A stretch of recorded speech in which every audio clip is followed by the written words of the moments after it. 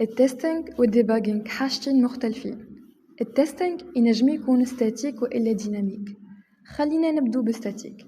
الستاتيك ما يتطلبش أن نعملو إكزيكوشن للبروغرام، فإنجم نلقو الباجز أو الديفكتس ديريكتومون. إكزامبل، إنك تلقى كونتراديكسيون في الكاية شارج.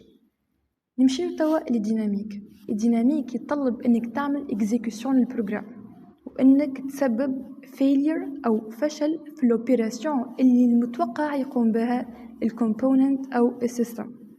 ناخذ مثال اخر، وانتي تكليك على البوطون باش تمشي لباج معينه تجيك 404 page not found. نمشو توا للديباجينج. في حالة قمنا بدايناميك تيستينج، يجي ديفلوبر ويعاود ستيبس اللي اداو للفيلير، يلوج على الروت كوز اللي سببت المشكل هذه او الفيلير ويبدا يناليزي ومن بعد يصلح المشكل. لكن في حالة ستاتيك تيستينج يكتفي ديفلوبر بتصليح المشكل فقط. صلحش الديفلوبر الديفكت، يجي التستر ويقوم بالconfirmation testing، أي يفيريفي هل المشكلة تحلت كم الفو إلا لا.